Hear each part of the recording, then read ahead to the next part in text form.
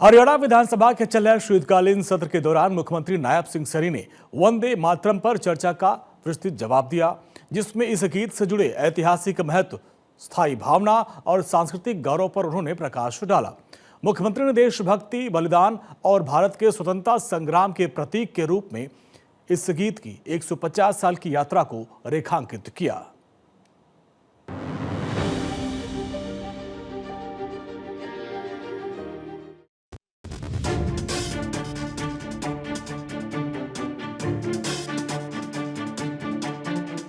मुख्यमंत्री नायब सिंह सैनी ने वंदे मातरम पर सामूहिक चर्चा में शामिल होने के लिए सभी सदस्यों का आभार व्यक्त किया है। साथ ही इसे एक ऐसा मंत्र बताया जिसने भारत के स्वतंत्रता आंदोलन में साहस, आत्म अनुशासन और बलिदान की भावना भरी। उन्होंने इस बात पर जोर दिया कि विधानसभा में वंदे मातरम को याद करना सदन की प्रतिबद्धता को दर्शाता है और आने वाली पीढ़ियों को प्रेरित करता है। वंदे मातरम एक ऐसा मंत्र है जिसके जयघोष ने देश के आजादी के आंदोलन में एक नई ऊर्जा दी है। माननीय अध्यक्ष जी, नई प्रेरणा दी है। त्याग और तप का एक नया मार्ग वंदे मातरम ने हमें दिखाया है। नायब सिंह सैनी ने याद दिलाते हुए कहा कि भारत के संविधान के 75 साल, सरदार वल्लभ भाई पटेल और भगवान बिरसा मुंडा की 150वीं जयंती और श्री गुरु तेग बहादुर जी के 350वें शहादत वर्ष भी मना रहा है, जो राष्ट्रीय चेतना की स्थायी विरासत को दर्शाता है। मुख्यमंत्री ने कहा कि वंदे मातरम की यात्रा में गौरवशाली पल और मुश्किल दौर दोनों आए, जिसमें उपनिवेशक शासन और आपातकाल जैसी चुनौतियां शामिल हैं।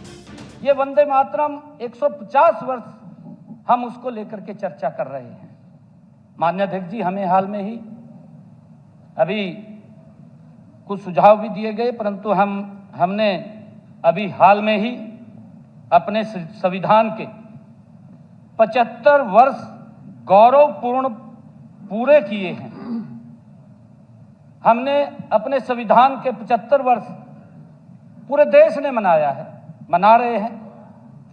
माननीय अध्यक्ष जी, इसी प्रकार सरदार वल्लभ भाई पटेल जिनकी 150वीं जयंती है, पूरा देश गर्व के साथ मना रहा है, उसको स्मरण कर रहा है। माननीय अध्यक्ष जी, भगवान बिरसा मुंडा जिन्होंने इस देश को दिया है, ऐसे महान व्यक्तित्वों की जयंती आज हम उसको स्मरण कर रहे हैं, याद कर रहे हैं। बिरसा मुंडा जी की भी 150वीं जयंती हम सब मना रहे हैं। मुख्यमंत्री ने कहा कि वंदे मातरम सिर्फ एक गीत नहीं था, ये ब्रिटिश दमन के दौरान एक सांस्कृतिक प्रतिरोध और वैचारिक क्रांति का प्रतीक था। उन्होंने स्वदेशी आंदोलन, बंगाल की विभाजन और क्रूर ब्रिटिश दमन का सामना करने में महिलाओं और बच्चों द्वारा दिखाए गए साहस पर भी विस्तार से बताया। खुदीराम बोस, मदन लाल डींगरा, राम प्रसाद बिस्मिल, अशफाक उल्ला खान, रोशन सिंह, राजेंद्र नाथ लाहिड़ी और मास्टर सूर्य सेन जैसे क्रांतिकारियों के बलिदान पर प्रकाश डाला, जिन्होंने वंदे मातरम गाते हुए फांसी के फंदे को गले लगाया। देश के जांबाज सपूतों ने भी इसी मंत्र को अपने जीवन की अंतिम पुकार बनाया।